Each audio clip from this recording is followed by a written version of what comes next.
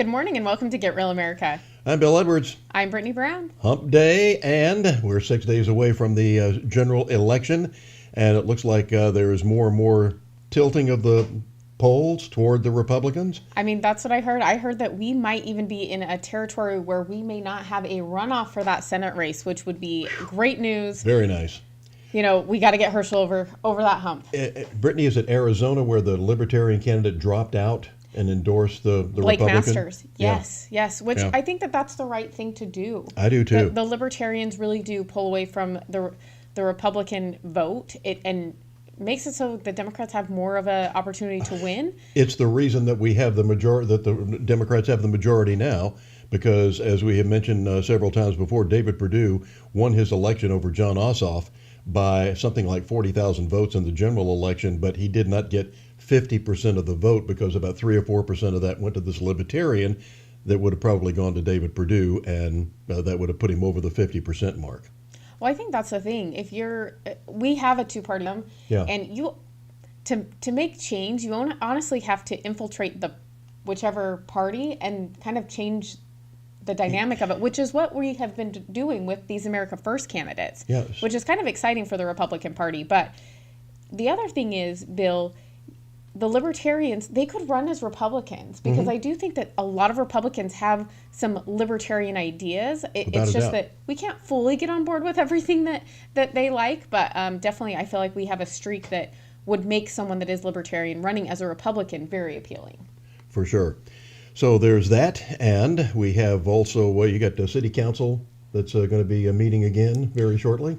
They're meeting next week, but we actually have a school board meeting today at 2 p.m., which I know is tough for everyone to make, but we need to try and show up and, you know, kind of make the school board listen to us, because right now it seems like things are falling on deaf ears. So There are a lot of school boards that seem to be having a hearing problem.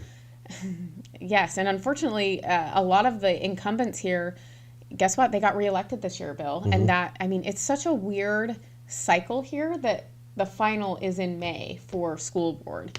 It's kind of an interesting thing because I'm seeing that school board members are actually on a lot of the midterm election tickets in other states. So I guess that's beside the point. So we're not going to have a huge But then they don't change. take over the following January. That's that's the amazing thing. Well, yeah, so why wouldn't they start for the school year if they were elected in May? I don't It's know. a very weird system, but we have what we have, Bill. That's So we just Live got with to it work this with what far. we have. And, you know, I think the only change within that board is going to be the president, which is Roger Moss. Yes. So we're hoping to see good things from him, but I don't know that it will really change a lot of what happens at these school board meetings. I'm hoping it does, but he's got an uphill battle. There's no doubt yes, about that. yes. Speaking of which, and I know if that sounds like they're running broad jump, they're talking about story in the paper today about the Hyundai plant. They're already breaking ground. They've cleared out stuff. They're pouring concrete. They're bringing in their engineers from South Korea because Hyundai is a South Korean company. The question that they're asking is our workforce going to be ready? Speaking of education, now, just to put your helmet on, I'm going to tell you a war story. We had JCB, the earth moving company that's here now, Oh, yes. almost had to close their doors about 10 years ago because the workforce here was not ready. They could find people that knew how to turn bolts, but reading a technical manual and putting all that other stuff together and hydraulics and electronics that have to go into these very complicated earth moving machines, it was tough. They had to start importing talent from elsewhere because the workforce here was not as well educated as it should be. Now Savannah Tech and others have closed that gap a little bit, but right now we were looking for the same thing. They're looking for almost 8,400 employees at this new Hyundai plant that's going to be building these coal burners. I'm sorry, these electric vehicles. So what are we going to be doing? As far as getting a workforce in here, there's going to be a lot of the Adam Van Brimmer has an editorial comment today in the Savannah Morning News, or what's left of it, and saying that he's wondering with all of the engineers and all they're importing here, they're moving in here from South Korea and trying to get their feet on the ground and they're trying to become part of the community. Good on them. They're trying to be They're working together, going to churches. They're working coordination and cooperation with places like Memorial Health and others. Well, good on them. But as far as our workforce here, we're looking forward to a lot of great jobs that are going to go along with this. Are our kids ready and our public ready to take on those jobs without having to import 3/4 of the workforce? No, Bill, they're not ready. And I think one of the things, and I've had a lot of conversations because I'm someone that oversimplifies things, Bill. Yeah. But I'm like, there's got to be a solution to all of these problems that we're seeing in education. And really, you look at school choice, and it's a great option, right? But then you look at like what people can actually do school choice and drive their kids to a different school if the buses aren't available, right? And what kids don't have that opportunity? It's the same demographic, and they're still being harmed by the decisions that we're making. So how do we help that community so that their kids are able to get the education that they deserve? And, I don't know the answers, Bill, but it is a very complicated situation with our schools, especially when we're asking schools to not only educate our kids, but to take on the mental health issues that we're seeing in schools. And we're asking them to take on making sure that kids get a meal, because sometimes that's the only meal they get. I mean, we've really asked the education system to take on all of these roles that they are not equipped to handle. And it's not really what education was meant for. No. It's meant to educate our kids. So I don't know what the answer is, Bill, but I think as a community, we need to get together and figure it out. Well, going back to reading, writing, and arithmetic is one of the main things. That's how we became the greatest country in the world, was doing that. And we weren't serving, and some schools, I think all the schools now serve breakfast. Yes. And there are some school systems, not here, but other places that are also serving supper in many cases. No. Knock this off. And parents need to be responsible. We need to get back to the working family, and that is the key to saving our society. You cannot have a society where there's nothing but single moms. I'm sorry. Single moms, God bless you. Well, and I think that's the issue, though, Bill. When you have a kid coming into school that has never been read to, their mom, and dad maybe work a lot, and they've never seen a book. They don't understand what's front, what's back. How can that child compete with kids that do have, the support at home?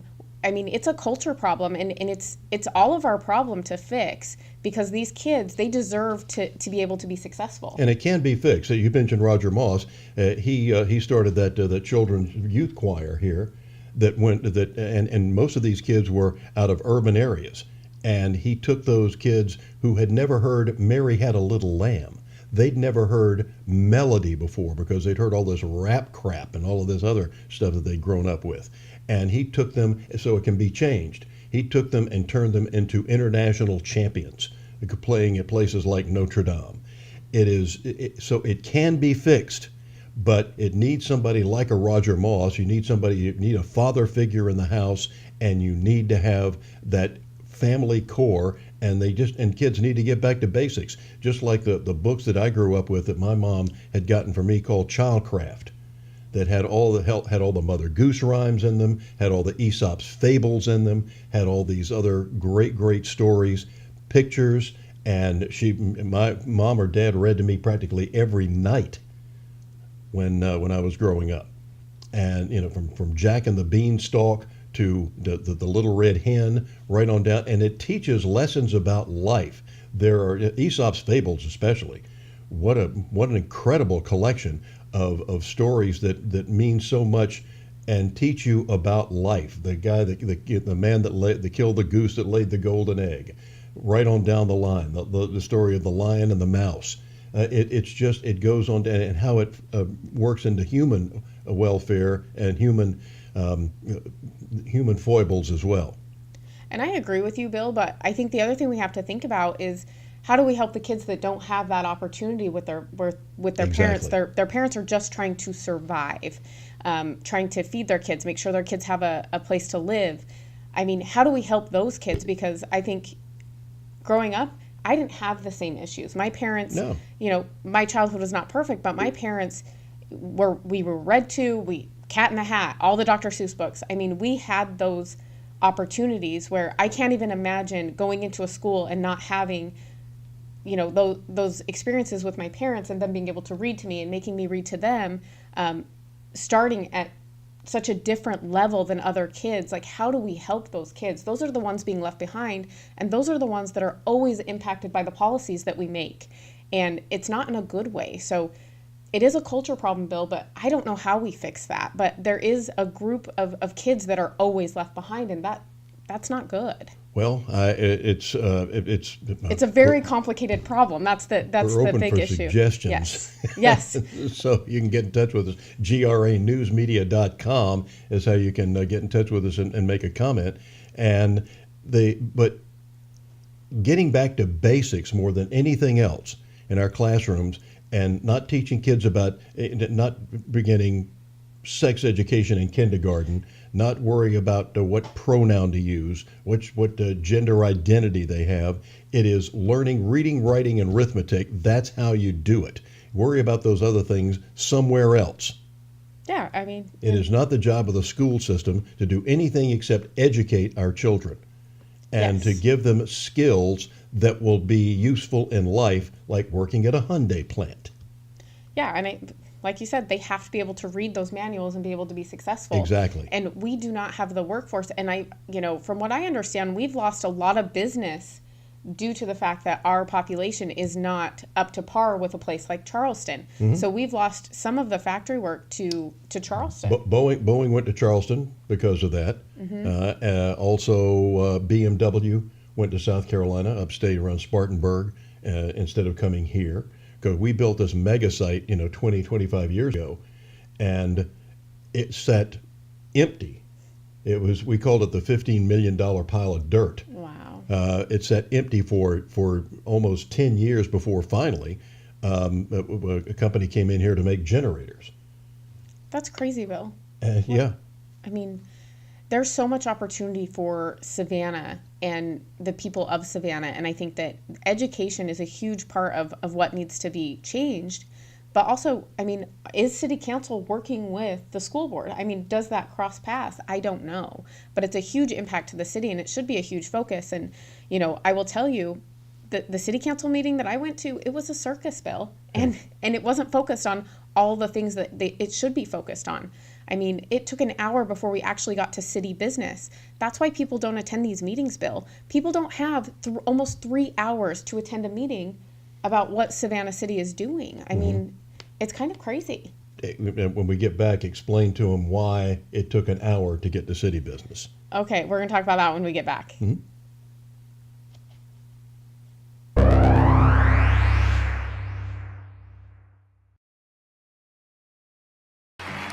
Today, we deliver for the people of Florida yet again. You saved our jobs. And kept us going. They tried to shut us down, but you saved our business. $1,000 bonuses. You had our backs. And honored our service. You led by facts, not fear. And you let us decide. You let me go to school. You gave me a voice. You put us first. And didn't let them keep us apart. You let us learn. You let us compete. All of us. You protected our right to worship together in person. And you raised our pay. You protected our waters. And kept Florida beautiful. When they attacked you, you didn't cave. You stood strong for Florida. Thank you. Thank you. Thank you, Governor. Gracias, Gobernador DeSantis. Thank you. Thank you. Thank you. Thank you, Governor DeSantis. I don't want to pay 1 penny more in taxes. And I don't want to pay a 1% on everything we buy. Wait a minute, is that what T-Splosh is? It is. Vote no to T-Splosh. Reverend Warnock's running a nasty, dishonest campaign. Perfect for Washington. The Reverend doesn't even tell my full story, my true story. As everyone knows, I had a real battle with mental health. Even wrote a book about it. And by the grace of God, I've overcome it. Warnock's a preacher who doesn't tell the truth. He doesn't even believe in redemption. I'm Herschel Walker, saved by grace, and I approve this message. Reverend Warnock. The last 3 years, Georgia's been tested in ways we could never imagine. And it fell to Governor Brian Kemp to successfully lead us during these troubling times. Georgia is still first in the nation for business. Our unemployment rate is the lowest in state history. Today, people come to Georgia to succeed, start a business, raise a family. Kemp has always backed the blue, stopping the radical left from defunding local police. He passed a tough new election integrity bill that, as the governor likes to say, made it easy to vote and hard to cheat. And while some during COVID-19 shut down their economy, Kemp kept our schools and businesses open while keeping Georgians safe. A long list of accomplishments. Fighting human trafficking, increasing teacher pay, greater access to quality health care. A governor who works for Georgians. All of us. Governor Brian Kemp.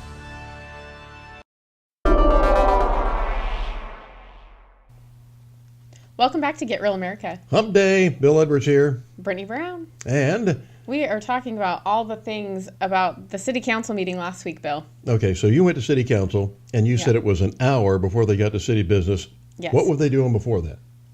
Well, while I think it's important to recognize certain things, I mean, they had a group come in and talk about Breast Cancer Awareness Month. Okay. That took up some time. And then we also had them come in with the Domestic Abuse, Awareness Month as well. And they had people talk about that. But I mean, these people were given unlimited amount of time to talk. I mean, and sometimes I think it's important to recognize those things. However, do we take an hour to do that? I mean, I don't know when it should be about city business. And while I think it's important to recognize those things, isn't that what news media does? I mean, I don't know.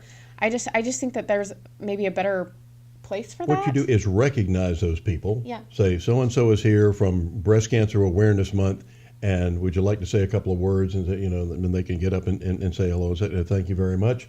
Next person comes up, it is such and such Awareness Month.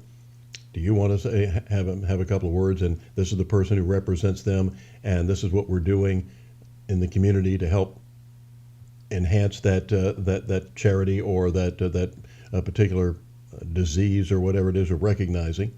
And then you get on with community business, because that's what you're there for. And people who have shown up, that's what they are there for. So please get to the regular business of the community and the city, because there's certainly lots to do and talk about. Yeah, well, and I mean, when you have 7 or 8 people from each group talking, I mean, that seems really excessive. They did have the veterans there, which I thought was great, because they also talked about, okay, this is what the Veterans Parade's going to look like. Something that I thought was interesting is that it is football season in the South, so they are actually only going to have 2 bands this year for the Veterans Day Parade, because they're all playing at football games. So, but they said it's going to be an amazing event on the 11th, so I'm excited to go check that out and, recognize the veterans for all the hard work that they're doing. Veterans Day falls on Friday this year. It's a week from this coming Friday. Why are the bands playing in football games not here? That's a great question. They didn't really go into that, but they did say that they would not be able to play at the parade. So, but they said that it's going to be a really good time, and they changed the parade route a little bit because guess what, Broughton, it's still under construction, so they had to change it a little bit. But it should be a really good time, and it's a good time to go support veterans that have really served our country and allowed us to have the freedoms that we still have while it lasts. Well, there's that. Yeah. So, going to that, we have an election, so please go vote. Keep our freedoms free. And the early voting, of course, still underway. And the voting day is November 8th. A week from yesterday. And so I was talking to someone at the state level yesterday, and they were saying that we have record turnout in our county. They're like, what is going on down in Chatham? I'm like, I don't know. So there's a lot of people voting down here, and we are I believe we're above the average of the state, which is, I think, 114% turnout right now. So really crazy stuff, Bill. I'm excited for the election, and I'm excited for the red wave that we should be seeing. Certainly hope so, because that is one of the main issues, and one of the things that that's so disturbing are things that go on under our noses without our being aware. Frightening story came out last night on Jesse Waters' prime time on the Fox News channel. I almost fell off the couch when I saw this story, and said, "We have to show this to you." Because this is something, and I don't think Governor DeSantis is aware of this. Some of this stuff goes on. You heard about the deep state and the things that go on under the radar. Okay, we don't tell the governor so he can or the president so he can have plausible deniability. Mm-hmm. And I'm thinking that maybe for the first time yesterday that the governor may have been finding out about this. But down in Florida, there is something that the Chinese are doing. Why we're letting China buy any land over here is beyond my comprehension. Why should American farms. Why should American citizens have to compete with foreign adversaries? Exactly. It should not happen. I have not bought a Smithfield meat product for almost 10 years now, because for one thing, because they dropped Paula Deen from their sponsorship, because Paula had some interview where she said she used the N-word 30 years ago. Well, heck, who hasn't?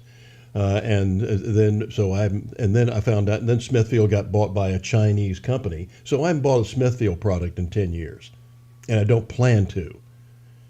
I just, and so there's something going on in Florida where some land has been purchased by the Chinese to do experiments on monkeys. Now, what have we heard about Wuhan? I think that they were testing.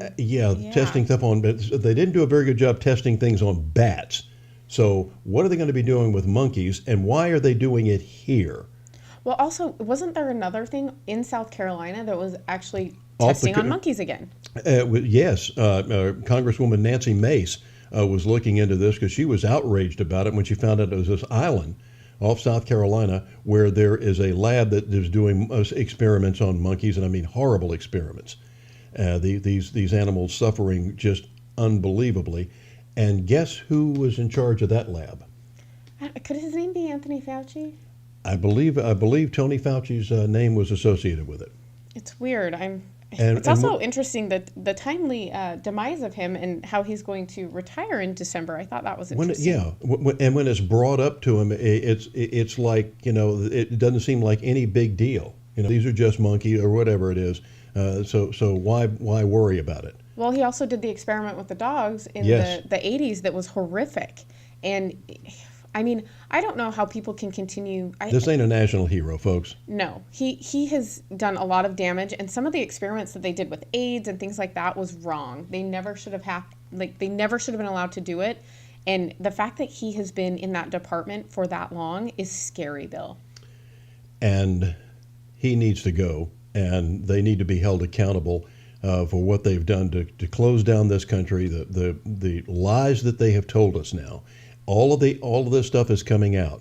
If, God forbid, the Democrats still stay in power, but if I want this to be a tsunami on Tuesday, the red tsunami, not just a red wave. I want this to be, the message has to be sent, and then the Republicans need to do something else. Speaking of experimental labs, they need to grow a backbone, and these people need to be prosecuted and persecuted that have closed down this country, taking our kids out of school, get with this virtual learning crap, and what it has done to damage the entire workforce, so to the point where people don't even want to go back to work or can't go back to work.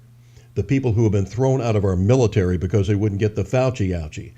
Thank God for this judge up in New York that said you're going to have to rehire all of your firemen and all of your first responders who wouldn't get the Fauci ouchie, and you have to give them back pay. Now, I don't know if they're going to do it. I was going to say, didn't the mayor push back and say our policy is not changing? Yeah, that brilliant soul. One of the what biggest... a letdown. He was a police officer in New York, and how could this guy get to be a police captain and then do him when somebody says about all the attacks in the subways? So, 3.5 million people ride the subway every day, and Well, okay, so 8 people got pushed in front of a train. When you consider with 3.5 million people, that's not just a big deal. Other cities have bigger crime problems than we do. Some woman gets beaten almost to death and may lose her eyesight because of some thug who has a rap sheet, a felony rap sheet as long as your arm or longer, and he's allowed to run rampant around town along with these other miscreants. And they don't do, and their attitude is, well, it's worse somewhere else. We're hearing that about the inflation problem. Well, it's not as bad here as it is in It's a global phenomenon, UK. Bill. It's a global phenomenon. Didn't you know? Yeah. Oh, yeah. It's a global phenomenon. Please, give me a break. It's. I can't believe what they don't vote for anybody with a D by their name. Well, I think the thing is that they're too unpredictable. I mean, you cannot trust the fact that I mean. It's interesting how all of a sudden, for Halloween, it seemed like all the Democrats decided to be moderate. I mean, they're wolves in sheep's clothing. Like they are not moderate people. We've seen what they've done in the last year or the last 2 years. I can't believe it's been that long since they've been in power and they've been able to do this much damage, Bill. But the fact that they vote in lockstep, there is no free thinking on that side of the aisle. I think it's super dangerous. And as Republicans, we've got to hold our officials accountable because they have not done us any favors either. And the fact that they are going to have Kevin McCarthy as the Speaker of the House is very concerning because he's establishment. He's been up there for a very long time, and he wants that gavel. He wants that power bill, and that is very concerning. I would rather see some of our firebrands up there having that gavel, like Matt Gaetz or Marjorie Taylor Greene or... Marjorie Taylor, that'd be a hoot, wouldn't it? Marjorie Taylor Greene getting it. Oh, geez. We might get stuff done, though. Yeah, exactly. I think that she would hold people accountable where I think that, Kevin McCarthy's too worried about being liked. Laura Ingraham said as much last night that these people from the head of the CDC and everywhere else have to be held accountable for what they have done, of shutting us down and the lies that they have told us. And we've got the CDC head Honchett has had, not only has she had they've told us that if you got the shot, you wouldn't get COVID. Well, it's not transmissible, right? Like once you get the shot, it's like a huge barrier. You can't transmit and she's got it again, and I think she's had like 18 boosters or whatever it is. Well, I think this is the third time that she's had it. I think this is the third time she's had it. I think her body mass index is 80% vaccine. So it's not working. And these people are telling you that you can't go to jobs. I was fortunate when I was doing my radio show that our company did not require us to get the shot. I even had a caller call in and said, "What would you do if they told you had to?" And I said, "Well, my resignation would be on my superior's desk within an hour after my last broadcast." He said, "Well, I'm glad you got the courage of your convictions." And I said, "Well, yeah, I'm not getting that shot." Well, and Bill, the company that I used to work for in 2020, I was in leadership, and they wanted me to talk to my employees about getting the vaccine. And then they were like, "You should get vaccinated." I'm like, "Yeah, no." And then when they did go back to the office, I had already left at that point. But when they went back to the office, they basically segregated their population. And so if you didn't get the shot, you have to stay home and you cannot participate in any company activities. And you cannot... I mean, it was unreal. Like, that is discrimination at its finest. And then the 6-foot distancing that they want. Oh yeah, so the virus has got a 5.5 foot shelf life or whatever. It gets to here, and it's like when and I loved it when you went to a restaurant. You had to have the mask on when you went in the restaurant, but you could take it off when you sat down. So there was a height requirement. Yeah, the virus is up here, so we should all be just rolling around. We should all get wheelchairs. Yes, and unfortunately, I don't think we can talk about this topic, Bill, now that I'm thinking about it. We have a censorship issue, so we cannot talk about COVID. So I think we have to wrap to a break, and we will be right back.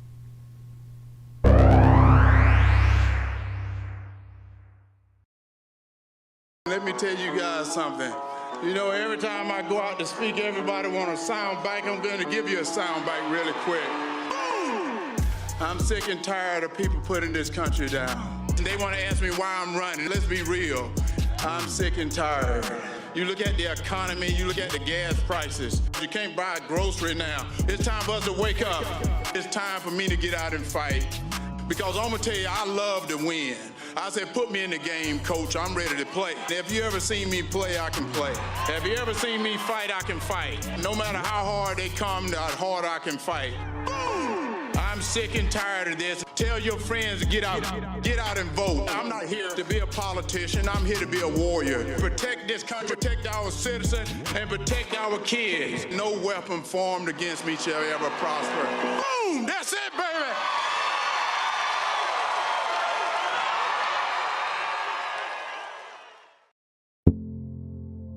I do absolutely agree that it's racist. It is a redux of Jim Crow in a suit and tie. America has a long history of systemic racism. You ain't black. America has a pre-existing condition. It's called racism. Senator Warnock believes America is a bad country full of racist people.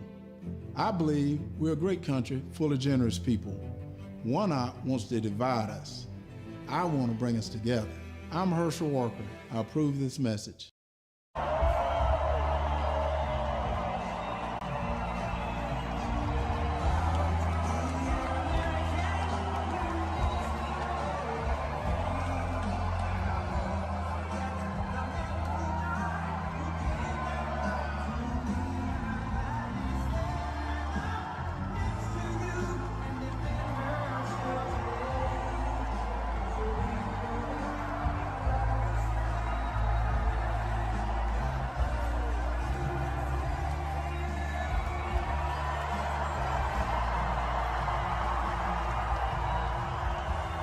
Than anything else? You realize that? The point is, we ask so much of you. So much of you. I've not...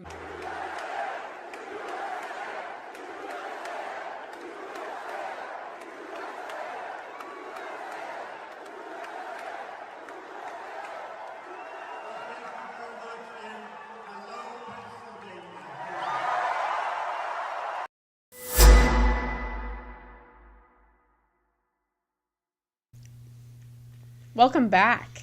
This is Get Real America. We're getting real, and it's unfortunate that a lot of people aren't. Yes, and we would, when we do talk about certain issues, we will do it on a different platform, and we'll do special episodes because we are living in the unfree world of big tech. So just wanted to make you guys aware of that sometimes we may have to drop off a topic and we might do another show regarding that, but it would be on our website or on Rumble.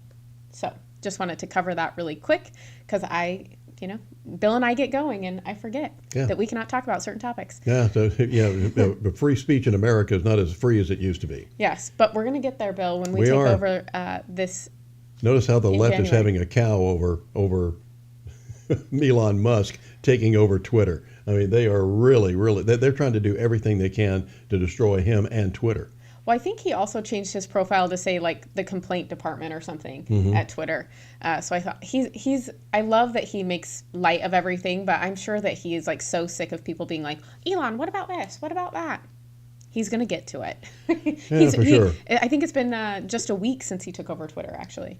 So the problem, we've always said that America deserves better from its media than it's getting. And there is so much nepotism and so much connection to the Democrat Party and the media, but I repeat myself, because they are one and the same these days.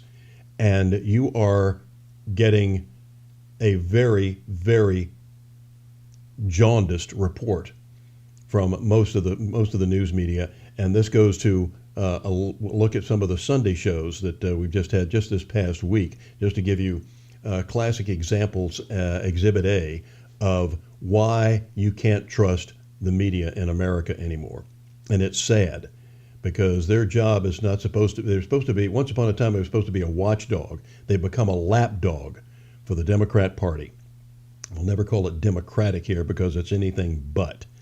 And their precious democracy that they're so worried about, because we're not a democracy either. We're a representative republic. That's why in the Pledge of Allegiance we say, and to the republic for which it stands, not to the democracy for which it stands. And people like Jake Tapper, and also from F. Chuck Todd, F to his friends, was this past weekend to let you know how out of touch they are, because if you notice that the Democrats' two big talking points and the only thing they're campaigning on are abortion and January the 6th. Governor Sununu of New Hampshire was on with F. Chuck Todd on Meet the Press on Sunday. And this is the most incredible thing, Brittany, one of the most unbelievable questions I have ever heard from a so-called journalist.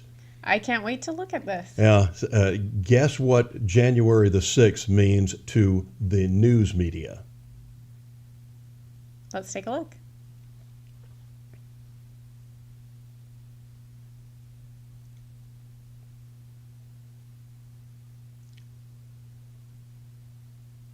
We're just waiting on that video for transition. Sunday's Meet the Press. Each of the Democratic campaign committee heads that have done these ads supporting election denialists, I have put on this show, I have put them under this questioning. So I go back to you. Why are you supporting an election denialist? And do you think the inflation issue is enough to sort of rationalize support for somebody who thinks school buses of voters are going to show up in New Hampshire?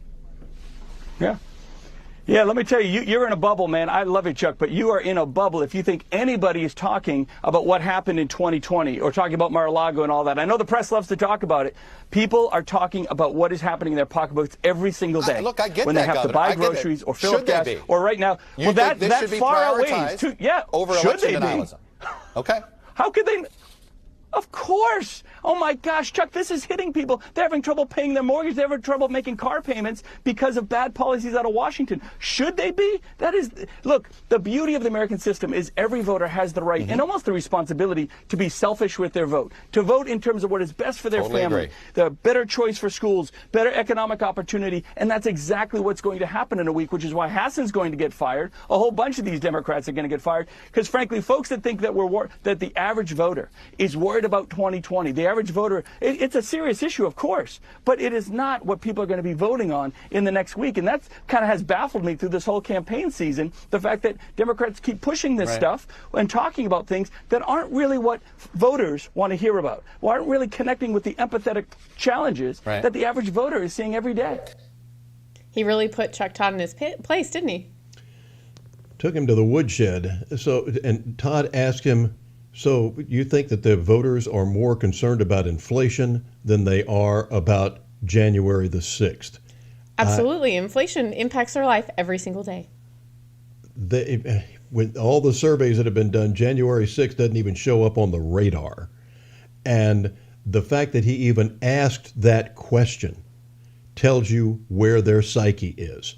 This gives you an insight into just how stupid they are and how stupid they think you are. Well, I think the other thing is that they start with the narrative in mind. So you heard him ask, well, you're supporting an election denier. So, I mean, how can you make a statement like that and call yourself the honest press? Like, you cannot say, label this person and how can you support that person? Because you're basically putting that person on defense instead of allowing them to give an opinion that's fair and honest. It is beyond my comprehension that these people are getting paid millions of dollars, and for F. Chuck Todd, who makes an enormous amount of money. And so inflation is not, but okay, so eggs go from $2.50 a dozen to $5 a dozen. Doesn't affect him. He's got enough money to write a check and make the bank bounce. He may even be picked up by, I know how these networks work. He may even be picked up and chauffeured around town. I remember when Matt Lousy was on the Today Show. He lived 145 months. They picked him up in a helicopter every day. It'd be like if Brittany and I worked at Myrtle Beach and came down here and they picked us up by helicopter to bring us to work every morning. Yeah, every morning. He got picked up by helicopter. That's ridiculous. Absolutely ridiculous. And on top of the enormous amount of money of $6 to $10 million or more that he was making to do that stupid show. Well, and Bill, that's why they have no sense of what the American people are thinking or how they're impacted. No, they don't. And I think, there's a lot of money going into these networks that are helping to encourage the narrative building instead of the truth telling. Somebody once said, if you notice, all the media centers are in New York City or in the Boston, Washington. It's in that corridor. Is that what we ought to do? Is to move all the networks to Central America, the central part of America, like Topeka, Kansas, which is almost the direct geographical center of the country. Put them there, and let them see how real people live. And because I remember, and this goes back decades. I remember when Bernie Goldberg wrote this great book when he was working at CBS, and he was a lib. He was a Democrat, and everybody in the newsroom. But he did notice. But one thing that struck him one day was right after President Nixon got reelected, and if you've been to a public school in the last 30 or 40 years, you may not know this because it wasn't taught. But Nixon won that election in a landslide, the '72 reelection campaign. He carried 49 of the 50 states. The only state that George McGovern, his opponent, carried was his home state of Massachusetts. That was it. And Bernie said he goes to work the next day, and these people in the CBS newsroom were baffled at this landslide that Nixon had won by, and people were walking around and said, I don't even know anybody that voted for Richard Nixon. Now, this should give you, this is a microcosm of what we are seeing in our news media. They don't know. They haven't been. I remember even Gunga Dan Blather, from a disgraced CBS News reporter. But when he was the anchor at CBS News, and we had when the Gulf War began, Brittany, and we were covering it, all of our media, with the exception of Rush Limbaugh, was saying how worried they were that our military wouldn't be able to handle this war because it was an all-volunteer army. Okay. These are the same people who years before had said we need to get rid of the draft and go to an all-volunteer force. Now we had one, and now they're saying, I don't know if they'll be able to, because these are just volunteers. I don't know if they're going to be able to handle it. And Rush was saying, you're going to be very pleased with how well our people do. And Ronald Reagan wasted all of our money on this equipment that we have now because the tanks that we have won't be able to work in the desert. They get all that sand in them and stuff. They won't be able to, our planes won't be able to fly in this atmosphere over there. Well, how long did that war last? 40 days? We lost 80 soldiers, which is 80 too many. But they said, even after the first day when we were kicking butt and taking names, I remember Tom Brokenjaw and the rest of his Confederates were sitting up there at NBC, said, well, we're doing well so far. And he's crossing his fingers. Oh, okay, we had a good day today, but I don't know how the rest of it's going to go. And Colin Powell, who was the chairman of the Joint Chiefs of Staff at the time, was sitting there saying, "We've got this thing under control, baby. We're kicking butt and taking names, and that's the way it's going to be." And we did, because the media was warning us. This war may be popular right now, but wait till all those body bags start coming in. And they even had a story about how the Pentagon had ordered something like 80,000 body bags, and finally the truth came out and said. Somebody spilled the beans and said, the Pentagon doesn't order body bags. They have these aluminum tubes or something that they use. They don't use body bags. So that story was a lie. That came out. And how well did we do? How well did that equipment work in the desert? Perfectly. But here's the real point. Dan Rather said he was even amazed at the reporters that were assigned there. Came to him and said, God, these people in the military are really smart and pretty sharp. I thought these people were just went in the military because they couldn't get a job at McDonald's or something, flipping hamburgers. The backwoods, right? Yeah. They had to do something, so they went in the military. They were amazed at how well these people handled multi-million-dollar missile systems.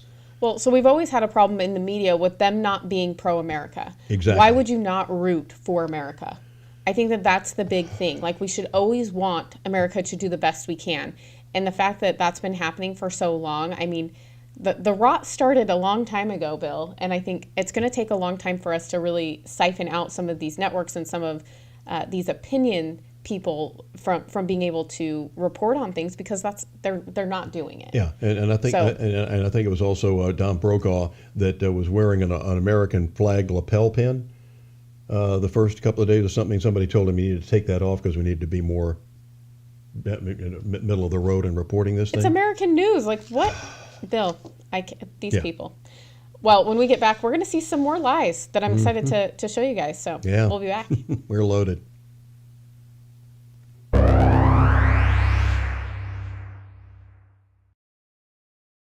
Wasteful Washington spending is killing us with inflation and sky-high prices on groceries and gas. Senator Raphael Warnock voted to allow hundreds of millions of dollars of COVID relief funds to be squandered on a luxury resort in Florida, a New Jersey soccer stadium, a ski area in Iowa. Tell Senator Warnock to start voting against reckless spending to stop inflation. Georgia families need cheaper gas and food, not frivolous luxuries in other states. Our country is being destroyed. I ran twice, I won twice, and did much better the second time than I did the first. Getting millions more votes in 2020 than we got in 2016, and likewise getting more votes than any sitting president in the history of our country by far. And now, in order to make our country successful, safe, and glorious again, I will probably have to do it again.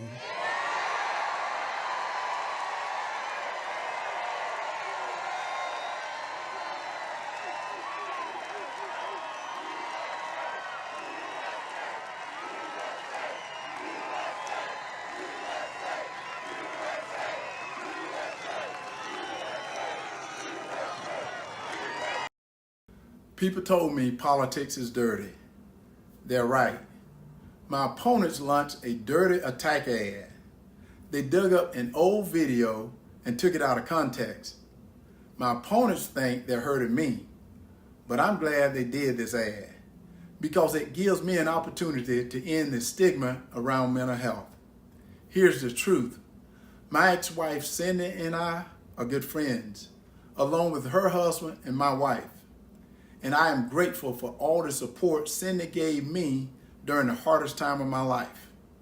I came forward back then in an effort to save lives and to help people who were struggling.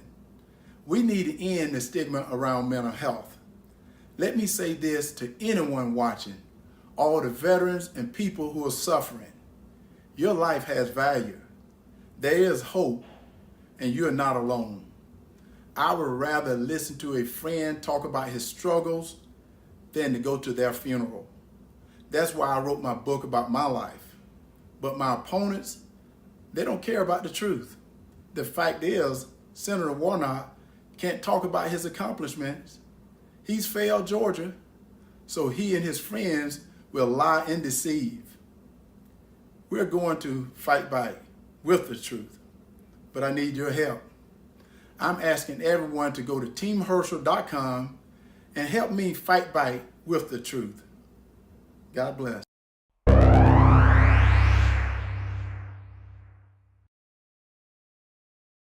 Hi, this is Herschel Walker. I want to endorse Bruce Thompson as our new labor commission because he's going to do the best job you've ever seen for the great state of Georgia.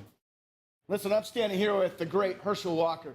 We all know what's happened in our U.S. Senate. It's time for a change, and I 100% endorse Herschel Walker to represent Georgia and the United States as we take back our country for the people of Georgia and for the United States.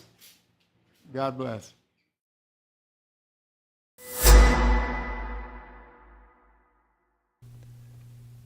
Welcome back to Get Real America. Hump Day, and we are 6 days out from the general election, but we are setting records here of early voting in Georgia. But imagine how many people could have voted if it weren't for voter suppression. You know, I can only imagine, Bill. I can reimagine it, right? We'll be getting to that something of the latest from Stacey Abrams in our show tomorrow. Yeah, which is always exciting and fun. But you know, we were just talking about how the media lies, and you know, Jake Tapper. He has a lot to say all the time, Bill. Doesn't he, though? And, you know, did you know that crime is actually not an issue, Bill? Have you heard that? Yeah, no, and they're downplaying it. I don't know why. Two people who are named Joy are two of the most joyless people I've ever known and ever seen. From Joy Behar on The View, and also Joy, what's her face on BSDNC. They are both just angry women who are anti-American and get their head somewhere. As a friend of mine in college used to say, they need to get a chain and a winch and get the head out of their gluteus maximus. Yeah, only in America can you be really bad at your job and still Make have millions. a job. So not only have a job, make millions that Yes, these people are making. God only knows how much. I'm going to look it up to see how much Joy Behar is getting paid to be so stupid when they're saying it. Oh, look at these crime statistics. They're actually going down. They're down 4%. So they're going down now. She actually said that on The Pew yesterday.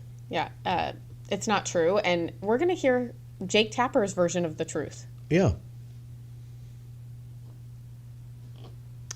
The notion that violent crime is on the rise has left millions of Americans scared, and the GOP has tried to harness the power of that fear. Top Republicans condemned the Pelosi attack. They disputed that rhetoric played any role and instead pointed the finger entirely at the issue of rising violent crime rates. If this weren't Paul Pelosi, this criminal would probably be out on the street tomorrow. This is what Democrat policies are bringing. It's a potent issue that Democratic consultants tell me has been effectively used against their Senate nominees in Pennsylvania, Wisconsin, and North Carolina, as well as other Democrats. I mean, so crime's not happening, basically. The Republicans are making it up, and yeah, that's it, Bill. Yeah, and the New York City subway system, just because 8 people have been pushed in front of trains is nothing to worry about, because 3.5 million people ride it every day. So the chances of you getting pushed in front of a train are pretty low. So you shouldn't really worry about it. There are things that are going on that are worse elsewhere. If you get pushed in front of a train, that's 100%. Yeah, well, not only that, tell that to the families of these people that are pushed on the tracks. It's not that big of a deal. I mean, sorry, they were in the wrong place at the wrong time. Yeah. You know? Mayor Adams, you are despicable. And I actually want to show some footage of some crime happening in Philly, which, you know, there's no crime in Philly, right? Philadelphia, the city of brotherly shove. So let's take a look and see what's going on the streets of Philadelphia these days, where there's nothing to worry about with this crime. They are having a full-on shootout. Oh, shootout. Yeah, in the middle of the street. I mean, you can see that the cars are actually, they're, you know, nicer cars, so it's, you know, probably a pretty good neighborhood. I was talking to a gal that actually lives in Philadelphia, and she was saying that they are having shootings outside of her house, you know, once a week. And she's like, I no longer feel safe. So she was actually looking to get a home here in Savannah so that she could actually, because she works from home, and she would feel safer in Savannah than she does in Philadelphia. Well, I should hope. Yeah, but I mean, it's crazy that people that are not used to having that type of crime in their neighborhood are now, they don't have a choice. I mean, they probably bought in a place they felt was safe at the time, and now that we've allowed a lot of this crime to happen and people not to be held accountable for their actions, I mean, we're seeing crime increase in all of these major cities, especially that are run by, you know, Democratic mayors. But now that it has happened to the right person, Paul Pelosi, suddenly they're really concerned about the situation, and they're making up stories about this guy that's done it. Instead of going after the suddenly it's the January 6th talk. Do you know this guy had zip ties on him? Well, that's the thing, Bill. The same thing that happened in January the 6th. People had zip ties with him. Well, Bill, the problem is that now they're saying that he is a MAGA Republican extremist. However, he was a registered Green Party guy. He was from Canada. He's overstayed his visa. He should have been deported years ago, and he should be in a mental institution. Well, also, like, how did he... There's a lot of things that are not adding up in this story, and we talked a little bit about it yesterday, but there is not enough information for me to actually say what happened or to even... I don't know. In San Francisco, why have they not released the footage from the police officers. The body cam, that footage should be available and it should be released. They're required, and it's interesting. You know, if most of the time you don't have time to get home when you hear about a crime before the body footage has been released and you know who the perpetrator is and anything else. We know nothing about this. They said because of an ongoing investigation, we're not going to release the footage. Where was again? They asked questions. Finally, somebody asked questions about the alarm system in the house, and that Capitol Police were supposed to be monitoring this, and that they weren't. Well, the other thing, Bill, is I was, listening to an MSNBC person this morning, not by choice. I'm just going to put that out there. This is for research. Yes, exactly. So, but he didn't play any of the recording of the 911 call. He was reading off of a document. Why are we not playing the 911 call that Paul Pelosi made? Because they basically I feel like they are editing and redoing what was said on that call. Because why would you read it? Why would you not play that phone call? Why are you reading it off of a document? A lot of stuff does not add up, Bill, and it's hard for me to speculate what is exactly going on, but it definitely smells like a cover-up. Well, you remember Fox News had to get their knees bloody. Jesse Waters was the first one that, and now Gavin Newsom is blaming Jesse Waters for this. But Jesse had to get, and the rest of the Fox News people had to get down on their hands and knees and beg for the reports, the police reports, when Pelosi just a few weeks ago was arrested for drunk driving when he had a horrific accident and injured some lady who I'm sure now is probably going to be, pretty well financially set for the rest of her life. But it took all sorts of jumping through hoops of fire to get any information whatsoever about his drunk driving accident. Why was he alone? Where was he? How much drinking had he done? Because we do hear that he likes to bend his elbow every once in a while.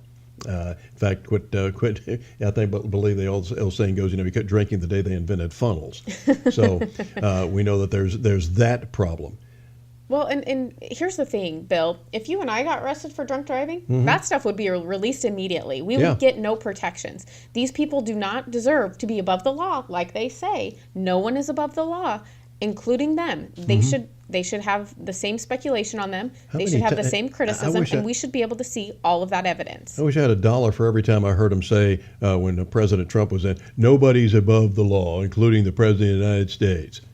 How many times did they say that? Well, I think that's the thing, Bill. The more you hear it, the more it just becomes like second nature for people to, clue into that all the time. And when you're being indoctrinated, that's how they do it. Yes, sirree. So, you keep, and once the old saying goes, you keep repeating a lie long enough, people start to believe it. Yeah, the bigger the lie, the easier it is to believe, right? Exactly. That's one of Hitler's lieutenants used to say that all the time, Joseph Goebbels. And this is what we're facing.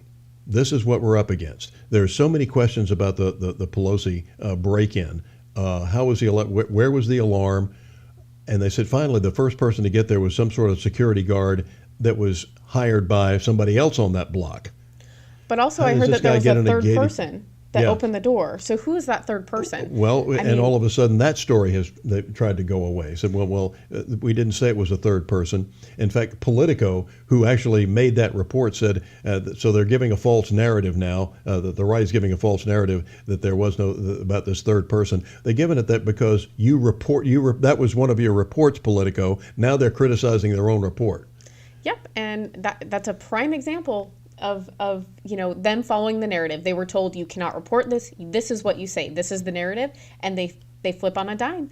And I think that this story is a good place to start for people to actually look at what the media is doing and see that there is something off here. And this is what they've been doing for years. They're not telling us the truth. They've been really good at covering up some things and not letting other things get out. But this Paul Pelosi thing, I think it's ended up in a big disaster for them because 2 and 2 do not make 4 in this case. Yeah, and they're finally going to keep the guy behind bars. At least they found somebody they want to keep in jail for a while because the right person got injured and hurt.